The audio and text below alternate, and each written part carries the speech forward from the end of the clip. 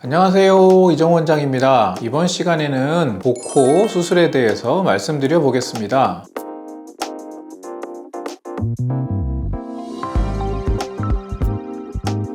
3년 전 영상에서 복코 교정에 대해 말씀드렸던 적이 있습니다. 이번 시간에는 좀 더 구체적으로 복코 수술에서 중요한 포인트에 대해 말씀드려 보겠습니다.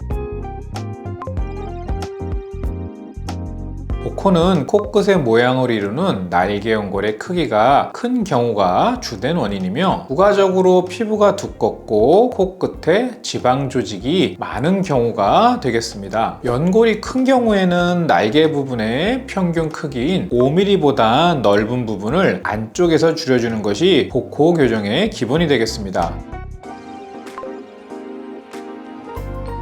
크기를 줄여주는 술기와 동시에 연골의 모양을 바꿔주는 코끝 연골 묶기도 꼭 필요한 부분입니다. 복코의 특징 중 하나는 날개 연골의 모양이 밖으로 이렇게 뚱뚱하게 둥글게 나와 있는 것입니다. 이 부분을 연골 묶기를 통해 안쪽으로 오목하게 만들어주는 것이 복코 교정의 중요한 포인트가 되겠습니다. 연골을 묶어주는 술기는 좌우 각각의 코끝 연골 부분을 좁히는 묶기와 좌우 연골을 서로 묶어주는 술기로 나눌 수가 있습니다. 복잡한 듯 보이지만 그림을 통해 보시면 이해가 쉬울 것입니다. 이렇게 연골을 묶을 때 사이에 기둥이 없이 연골끼리만 묶게 되면 다시 느슨해질 수가 있기 때문에 가운데 튼튼한 기둥을 만들어 줘야 되는데요, 비중격 연골을 이용하여 만들어 주는 것이 좋겠습니다. 이렇게 연골에 대한 조작이 끝난 후 코끝 지방이 많은 경우에는 근육이 손상되지 않는 선에서 일부 지방을 제거하게 되면 좀 더 교정을 할 수가 있습니다.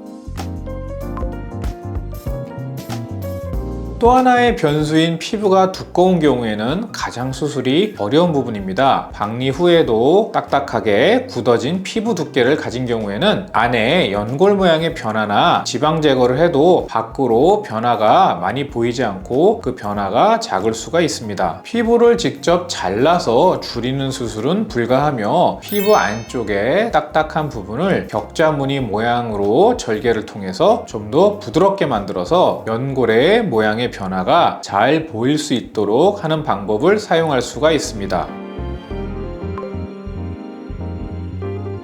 크고 넓은 복코의 경우에는 이렇게 연골, 지방, 피부 등을 복합적으로 고려하여 수술을 시행해야 좋은 결과를 얻을 수 있지만, 그럼에도 연골의 크기는 작고 피부와 지방층이 두꺼운 복코의 경우에는 수술에 한계가 있습니다. 특히 재수술의 경우에는 연골의 크기보다 여러 번의 수술로 인한 흉살로 조직이 딱딱해져 복코 교정이 쉽지가 않습니다. 너무 이상적인 결과를 얻고자 과도한 수술이나 재수술을 받으시기보다는 처음 수술에서 연골의 크기와 피부 두께 등을 고려해 가능한 목표를 세워 수술을 받으시는 것이 좋겠습니다. 지금까지 이정호 원장이었습니다. 시청해주셔서 감사합니다.